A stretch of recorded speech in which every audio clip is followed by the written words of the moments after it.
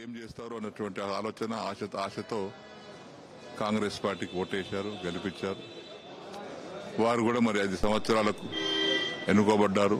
అనేక హామీలు ఇచ్చారు, విపరీతమైనటువంటి హామీలు ఇచ్చారు, అలవిగాని హామీలు ఇచ్చారు. మరి హామీలను నిలబెట్టుకుంటే ప్రజలు వారిని ఆదరిస్తారు. ఒకవేళ వాళ్ళు ఇచ్చిన హామీ నిలబెట్టుకోకపోతే తిరస్కరిస్తారు. ప్రజలంతా అమాయకులేం కాదు. తెలంగాణ ప్రజలు చాలా తెలివిగల వాళ్ళు. ముఖ్యంగా ఇప్పుడు కేసీఆర్ గారు ఇక్కడ రావటం, నడుచుకుంటూ వెళ్లి మరీ ప్రమాణ స్వీకారం చేయటం, ఇంకా త్వరలో ఏమైనా తెలంగాణ భవన్కి వచ్చే అవకాశం ఇవ్వండి, మీ కార్యకర్తలకి కాన్ఫిడెన్స్ ఇస్తుందా అని అనుకుంటున్నారు? అవును, ఒక నాయకుడు ప్రజలు తిరుగుతూ ఉంటే కార్యకర్తల బలం చేకూరుతుంది కదా, ఒక నైతిక బలం చేకూరుతుంది.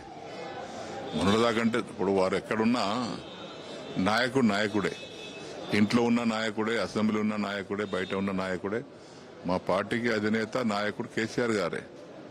వారు ఎక్కడున్నా వారి యొక్క నైతిక బలం, వారు బయటకు వచ్చినా ఇంట్లో ఉన్నా మాకందరికీ బలంగా ఉంటుంది. సరే, శాసనసభ సమావేశం జరుగుతున్న సందర్భంలోనే ఇక్కడ మా యొక్క అవసరం పడుతుంది. మిగతా సమయాలలో క్షేత్ర స్థాయిలో ఎవరి పని వాళ్ళు చేసుకుంటూ వెళ్తుంటాం. ఇవాళ మేము ఎవరి పని వాళ్ళు చేసుకుంటూ ఎమ్మెల్యేలుగా గెలిచినాం, ఎవరి పని వాళ్ళు చేసుకుంటూ వెళ్తున్నాం. రేపు శాసనసభ సమావేశం జరిగినప్పుడు కేసీఆర్ గారు కూడా అసెంబ్లీకి వస్తారు. ప్రతిపక్ష పాత్రను బ్రహ్మాండంగా పోషిస్తారు.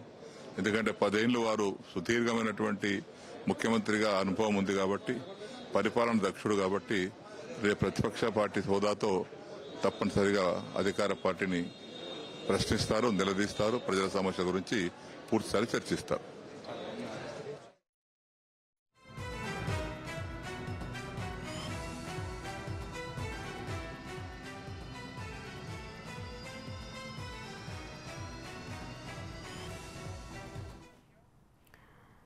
కేసీఆర్ ప్రతిపక్ష హోదాలో ఇటు ఎమ్మెల్యేగా ప్రమాణ స్వీకారం చేశారు. ఇక దీని మీద పోచారం కూడా స్పందించడం జరిగింది, మాజీ స్పీకర్ పోచారం.